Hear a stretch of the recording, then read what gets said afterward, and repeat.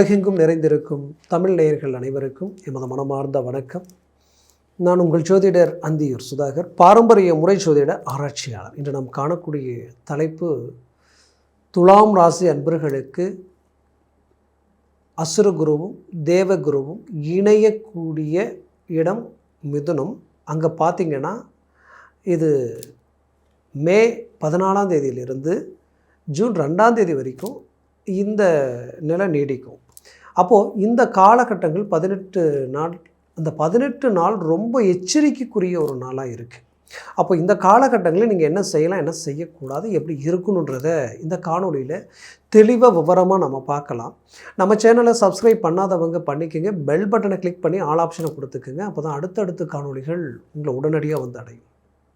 இதில் துலாம் ராசிக்கு சொல்ல வேண்டியதே இல்லை. லக்னாதிபதியோ இல்லை ராசியினுடைய அதிபதியோ சுக்கிரன் தான். ஆனால் அதே நேரத்தில் அஷ்டமாதிபதியும் சுக்கிரன் தான்.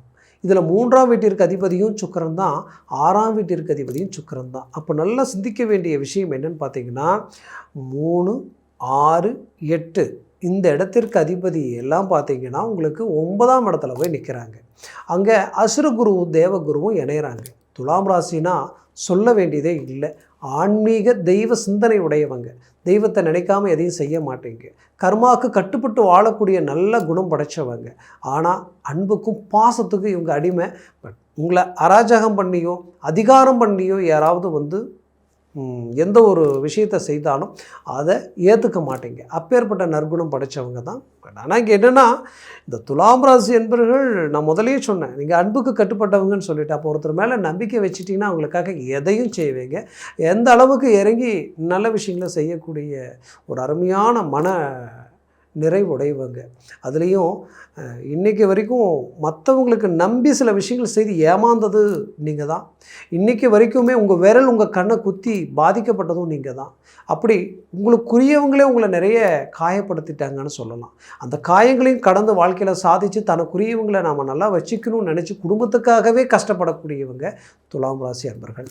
அப்பேற்பட்ட துலாம் ராசி அன்பர்களுக்கு குறிப்பாக சொல்லணுன்னா, இந்த 5ல் ராகு வந்ததிலிருந்து, உங்களுக்கு அஷ்டமத்தில் குரு இருந்ததிலிருந்து, 9ல் குரு வந்ததுக்கு அப்புறமும் கூட எதுவுமே ஒரு கிளாரிட்டி இல்லை. கடந்த 4-5 வருஷமாகவே இனம் புரியாத பாதிப்புகளை சந்திச்சுக்கிட்டே இருக்கிறேன்.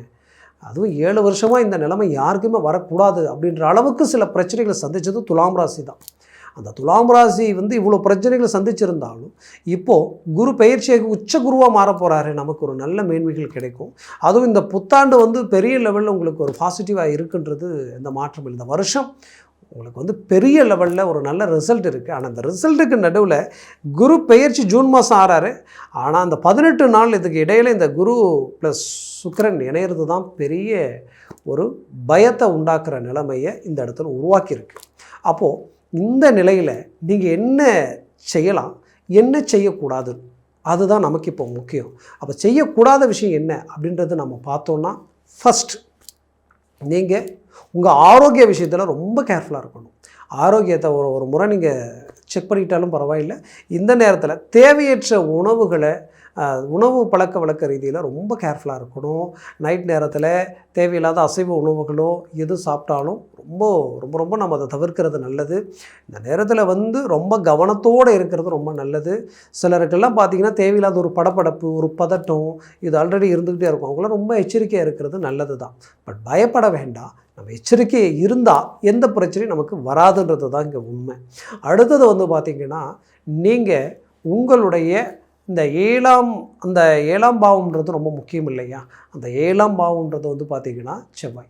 அப்போது உங்களுக்கு 9ஆம் வீட்டில் பாக்கிய சம்மந்தப்பட்ட இடத்துல இந்த கிரக இணைவு வந்து அசுரகுரு தேவகுரு இணைஞ்சதுனால, குறிப்பாக சொன்னால் பாக்கியன்றது என்னென்னா, ஒருத்தருக்கு நல்ல மனைவி, அதேபோல் மனைவிக்கு நல்ல கணவர். அப்போ இந்த இடம் பாதிக்கப்படும். எப்படி பாதிக்கப்படும்னா, நீங்கள் நல்லா வாழ்ந்துட்டு இருந்தீங்கன்னா தேவையில்லாத ஒரு சில விஷயங்கள் வந்து நம்ம பேசுகிற பேச்சு தேவையில்லாத குழப்பத்தை உருவாக்கிடும். கணவன் மனைவிக்குள்ளே மன உளைச்சலை உண்டாக்கக்கூடிய அளவுக்கு இது பாதிப்பை உருவாக்கிடும். அந்த சூழல் இந்த இடத்துல உண்டாகிறதுக்கு வாய்ப்பு இருக்குது. அதனால் கணவன் மனைவிக்கிட்டையும் மனைவி கணவன்கிட்டையும் பேசும்போது 3rd பர்சனால், அதாவது உங்களுடைய நட்பு ரீதியில் இருக்கக்கூடியவங்களுக்காகவோ, உங்களோட பிறந்தவங்களுக்காகவோ, உங்கள் குடும்பத்தை சார்ந்தவங்களுக்காகவோ இங்கே வாக்குவாதங்கள் செய்துக்காதீங்க. அதே போல் வேலை செய்கிற இடத்துல உங்களுடைய நட்பு ரீதியில் நீங்கள் யதார்த்தமாக இருந்தாலும் அவங்க செய்யக்கூடிய செயலால் குடும்பத்தில் குழப்பங்கள் வந்துடும். இதில் ரொம்ப கவனமாக இருங்க. ஏன்னா அசுரகுரு தேவகுருடைய இணைவு ஃபஸ்ட்டு இது தான் செய்யும். அப்புறம் தேவையில்லாத நற்பெயரை கெடுத்துரும். அப்புறம் உங்களுடைய பேரை டேமேஜ் ஆக்கிறதுக்கு உண்டான வாய்ப்புகள் இந்த இடத்துல இருக்குது. கவனமாக இருந்தீங்கன்னா அது இல்லை, அதனால் சொல்கிறேன். அடுத்தது பார்த்திங்கன்னா 100% பிள்ளைகளுடைய விஷயத்தில் ரொம்ப கேர்ஃபுல்லாக இருக்கணும்.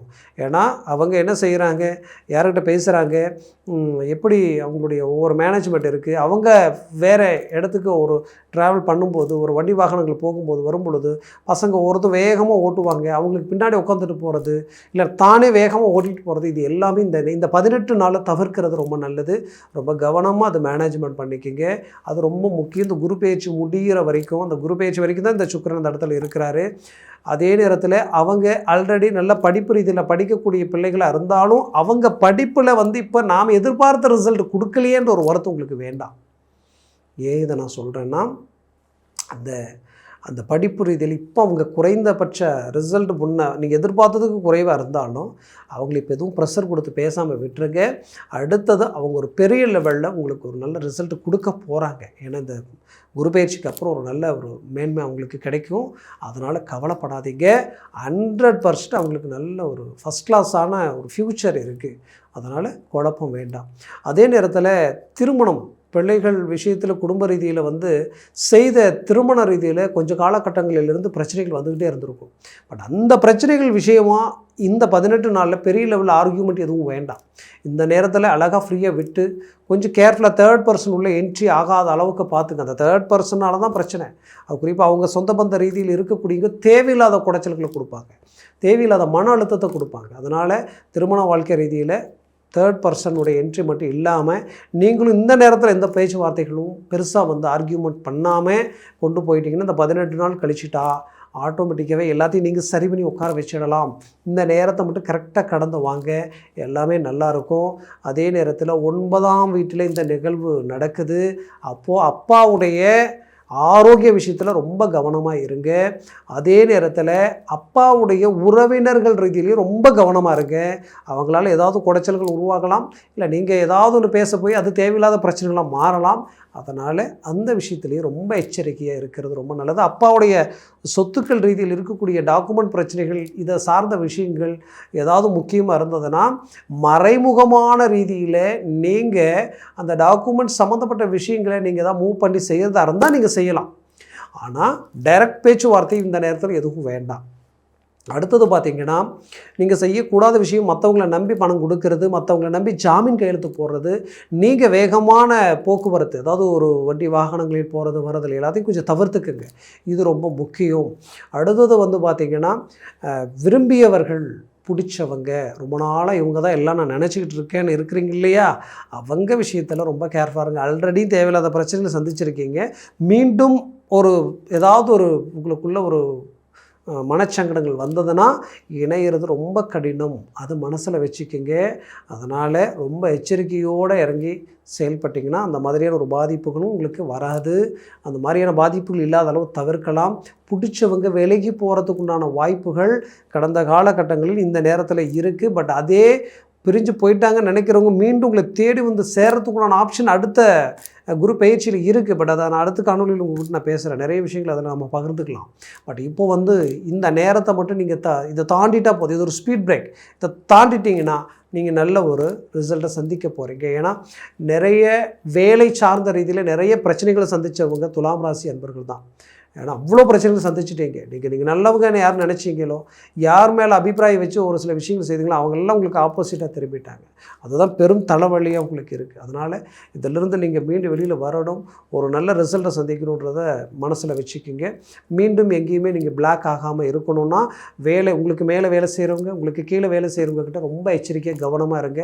அதே போல் நீங்கள் தொழில் செய்கிறீங்கன்னா உங்கள்கிட்ட வேலையாட்களும் சரி, உங்களுடைய பார்ட்னர்ஷிப் சம்மந்தப்பட்ட ரீதியிலையும் சரி, அதே போல் நீங்கள் பொருள் எடுக்கிறதும் ப்ளஸ் கொடுக்க கொடுக்கறது இந்த இடம் எல்லாமே ரொம்ப கேர்ஃபுல்லாக இருங்க. கண்டிப்பாக சொல்கிறேன், ஒரு நல்ல எதிர்கால அமைப்பு இந்த இடத்துல இருக்குது. நல்ல ஒரு ஃப்யூச்சர் வந்து ஹை லெவலில் உங்களுக்கு கிரக பயிற்சிகள் இருக்குது. பட் இந்த இடத்த தாண்டிட்டா போதும், அடுத்தடுத்த காலகட்டங்கள் உங்களுக்கு ரொம்ப நல்லா இருக்கும். மேலும் நான் சொன்ன பலன்கள் உங்களுக்கு கோச்சார ரீதியில் தான் சொல்லியிருக்கிறேன். ஜனன ஜாதகமும் திசா புத்தியும் மிக அவசியம். அந்த ஜனன ஜாதகத்தில் திசா புத்திகள் எப்படி இருக்குன்னு பாருங்கள். சர்வாஷ்ட வர்க்க பரல்கள் எத்தனை இருக்குது, அது வந்து 4, 5, 6, 7 இருக்கா 8 இருக்கா அப்படின்றத பாருங்கள். பார்த்து ஒரு 4க்கு மேலே 5, 6, 7 இருந்துட்டால் ஜாக்பாட் அடித்த மாதிரி பெரிய லெவலில் சக்ஸஸ்ஃபுல் கொடுக்கும்.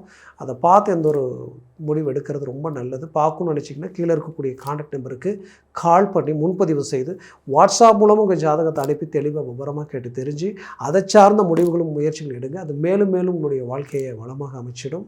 உங்களுடைய வாழ்க்கை அமைய எமது மனமார்ந்த வாழ்த்துக்கள். நன்றி, வணக்கம். மீண்டும் சந்திக்கலாம்.